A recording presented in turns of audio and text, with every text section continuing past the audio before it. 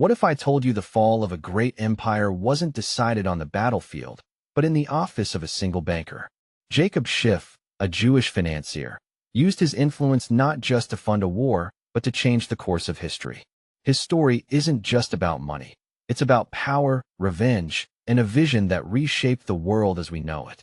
In 1904, Japan and Russia clashed in the Russo-Japanese War, a conflict seemingly dominated by armies and warships. However, the real power that decided this war lay far from the battlefields. It rested in the financial leadership of Jacob Schiff, who gave a small emerging nation the chance to defeat one of Europe's greatest empires. But who was Jacob Schiff? And why was he so committed to this cause? To understand that, we must go back in time and explore the motivations of a man who transformed his personal outrage into a powerful weapon against the Russian Empire. In 1904, the Russian Empire was a giant with feet of clay. Despite its vast territory and apparent military might, its economy was crumbling, its political system oppressive, and its social structure deeply unequal. For the Jewish people in particular, the czarist regime symbolized oppression and violence. Brutal pogroms, such as the Kishinev massacre of 1903, forced thousands of Jews to flee their homes, devastating entire communities. Jacob Schiff, a German-born Jew who had risen to become one of New York's most powerful bankers, watched the reports of these pogroms with horror.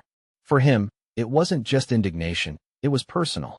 Schiff knew he had no military power to fight Russia directly, but he possessed something far more effective: financial control. And when the Russo-Japanese War began, he saw his opportunity to act. Japan, on the other hand, was an emerging nation.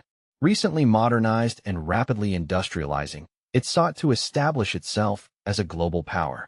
By challenging the Russian Empire for dominance in East Asia, Japan knew it was facing a larger, better-equipped enemy. But there was a problem. Japan was running out of money to fund its war. The costs were enormous, and Western financial markets didn't trust the nation's ability to repay its loans. It was at this critical moment that Jacob Schiff entered the picture. Schiff understood that financing Japan wasn't just good business. It was a chance to weaken his political and personal enemy, the Russian Tsar. He offered Japan something no one else was willing to: a massive loan of $200 million, an extraordinary sum at the time, equivalent to billions of dollars today. This money not only kept Japan's war machine running, but also stabilized the nation's financial system. Schiff didn't just use his own resources. He persuaded major American banks, such as First National and National City, to participate in this historic financing effort. By doing so, Schiff wasn't merely funding a war. He was giving Japan the strength to challenge European dominance and proving that financial power could determine the fate of nations. As capital flowed to Japan, the Russian Empire began to feel the crushing weight of war. Its already fragile economy collapsed. The army faced desperate logistical problems, relying solely on the Trans-Siberian Railway for supplies to the front. Despite late reinforcements, Russia's defeat became inevitable. On the battlefield, Japan won key victories, such as the fall of Port Arthur and the Battle of Mukden, both made possible through Schiff's financial backing. On the home front, Russia descended into chaos. Strikes, protests, and uprisings spread through its cities, fueled by war exhaustion and economic hardship. The defeat culminated in the Treaty of Portsmouth, 1905, which formalized Japan's victory and marked a new chapter in world affairs.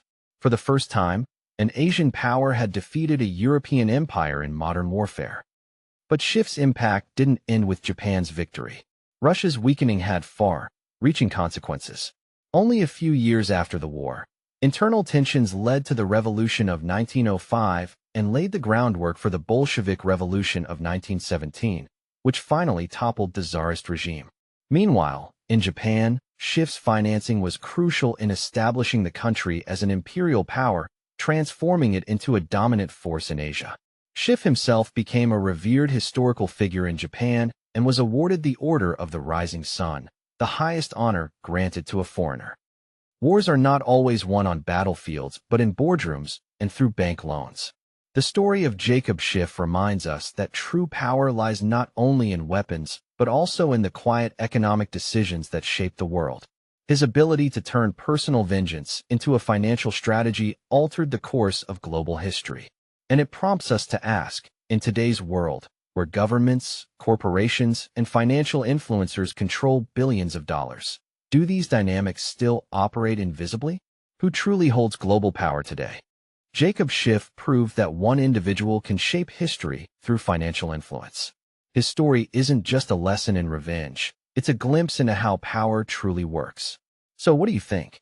Is financial influence more critical than military strength in global conflicts? Let me know in the comments. And if you're curious about how quiet forces are shaping the world today, hit subscribe and keep learning with us. Thanks for watching.